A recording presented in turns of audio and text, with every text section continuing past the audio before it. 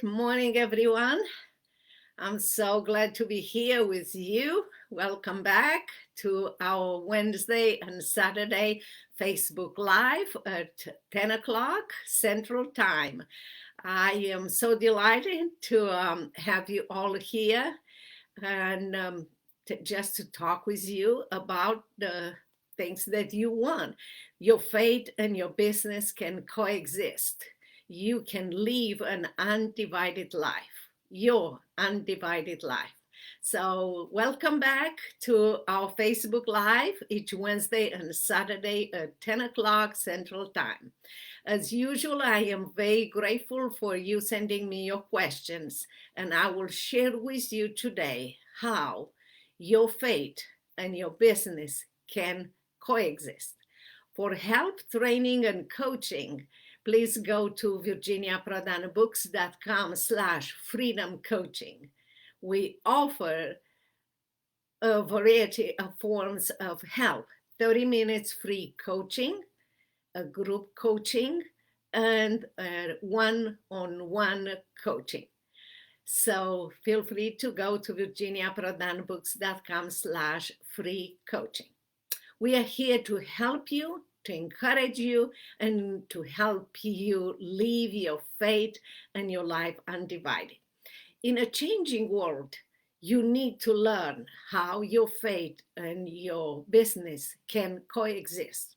This is essential for you, for your family, and for your business.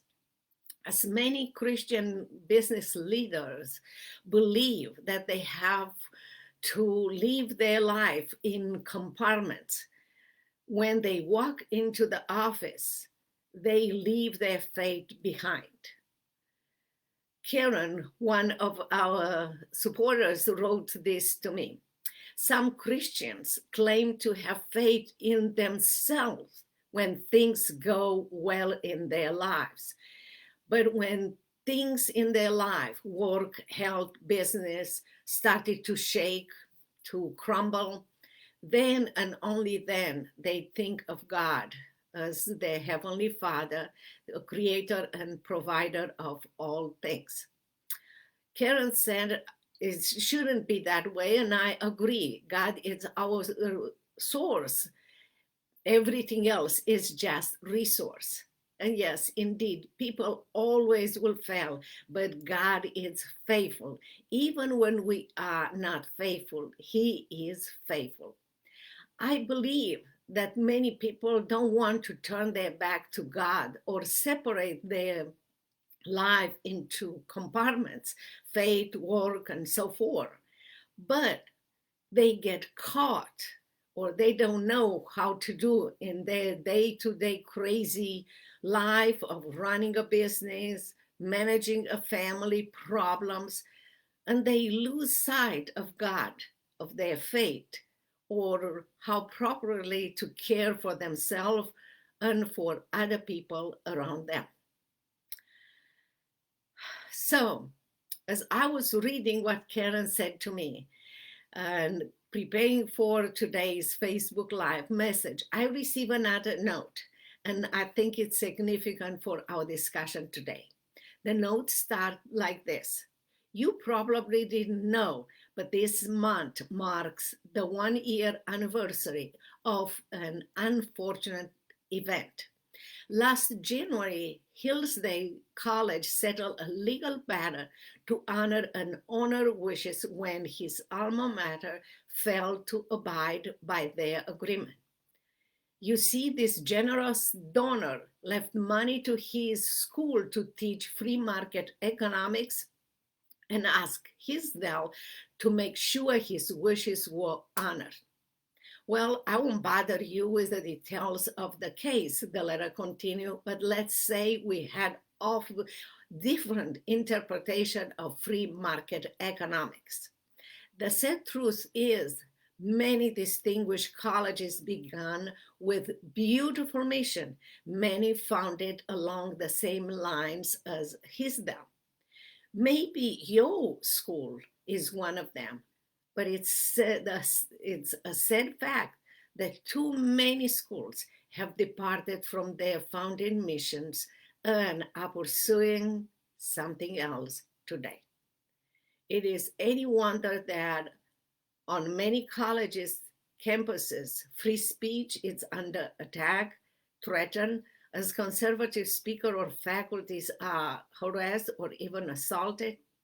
That's why I want the letter continue to hear from you, Miss Virginia Pradhan. What do you think about higher education today? Is your alma mater or other schools in Texas staying true to their original mission? And are they doing enough to provide their students with a proper understanding of American history and government, including the understanding of the purposes and principles of the Constitution?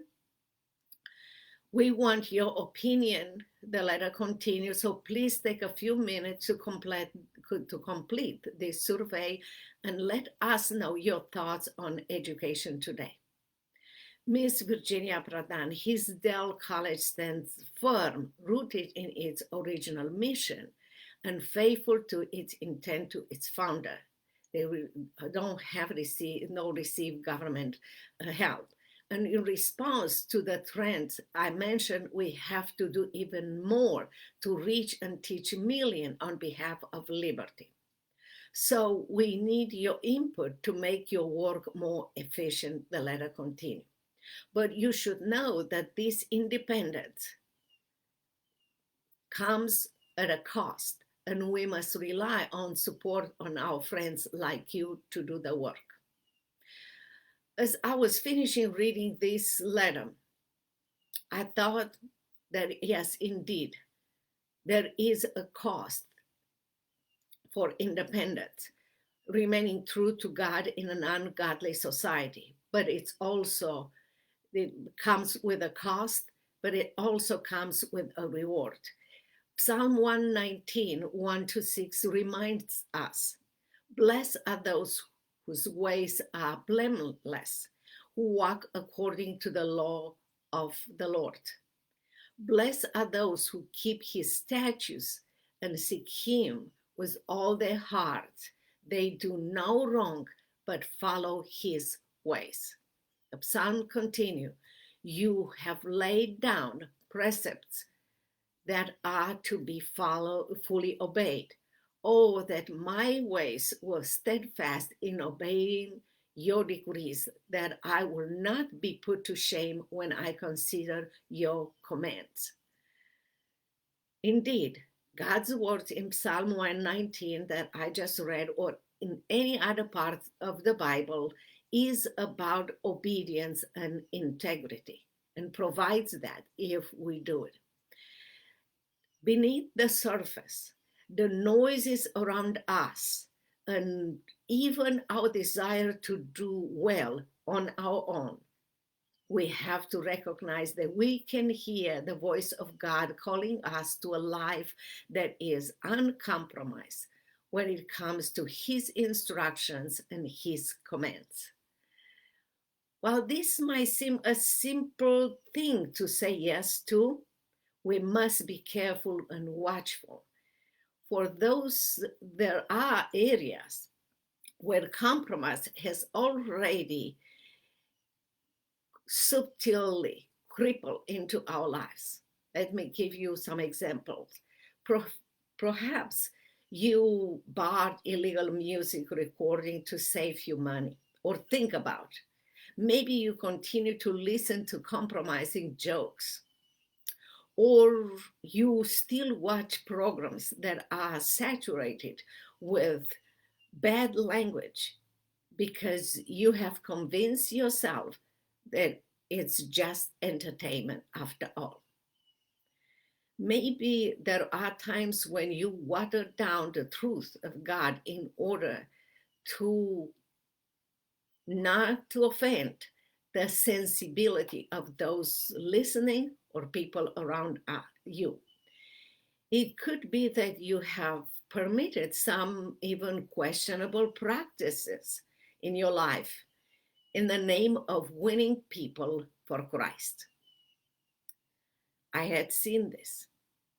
When it comes to compromising, the thing that is so important and we must understand is that whatever the compromise, regardless of how insignificant it might seem, and no matter what area of our lives compromise sits in, it can do great damage and cause us to slide away from God and what is good and right and what He's teaching us.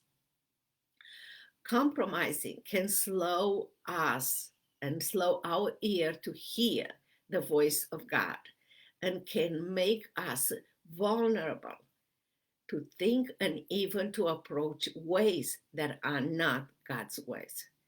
Compromising can cause our integrity and our witnessing to become ineffective. When we allowed ourselves to walk a life of compromise slowly, not one of the time, slowly, it will make ourselves walk away from God's will and eventually standing in opposition to God who created and redeemed us. It's very important for us to understand, not only to make up our mind to live a life that is uncompromising, but also to start cleaning up and reclaiming those areas that have already been infiltrated and infected by the compromise. We all have to do self checking. Friends, I'm here to tell you that faith and business can coexist. It's time to reignite the flame of your passion for God and for people. That will help you grow into the leader that you are created to be and you want to be, with a passion for impacting those you work with and maybe they work for you. A passion that will reach generations to come. A passion that will build a lasting legacy, not just surviving. I'm here to help you.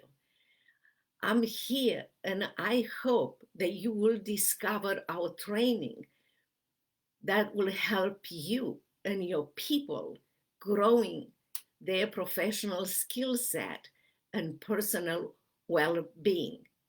We are here to help you. I hope you will learn from us and from other like-minded Christian business leaders who run successfully their companies by applying biblical principles and practices in their organization. Yes, it is possible. I hope you learn how to meet your spiritual and emotional needs first in order to do as well for your people, so they might know that you care for them and for their families, not only for your business. You will learn what is legal as a Christian leader to do in your workplace and how to live boldly and successfully your faith in the workplace. It's time to live out your faith as you pursue great personal and professional growth, to impact your family, your business, and your work. You will be capable. We are here to help you. For that, ask yourself, what is the hardest part of making your faith and your business coexist? Write it down and send it to us. We can train and coach you for that. And go to virginiaprodanbooks.com/freedom coaching and tell us your needs. We offer a 30 minutes free coaching to make sure that we can help you in any way possible, a group coaching and one-on-one coaching.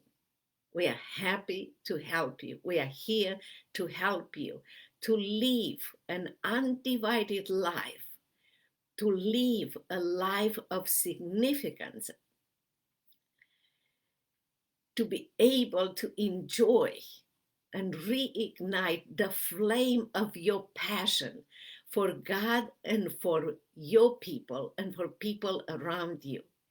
And that will help you to grow into the leader you were created to be, not just to be overwhelmed. That will reignite your passion for impacting those who work for you and you work with. That will reignite your passion that will reach generations to come. Your passion that will build a lasting legacy. You are here for a reason and for a purpose bigger than you. And I'm here to help you to live an undivided life, to live a life of significance, to live a life that will reach generations to come. Until our next Facebook Live, Wednesday and Saturday at 10 o'clock Central Time, be in touch. Determine for yourself to live an undivided life, a significant life, to realize that your faith and your business can coexist, that you are here for a purpose bigger than yourself. Until next time, be blessed and be a blessing to others. Bye-bye.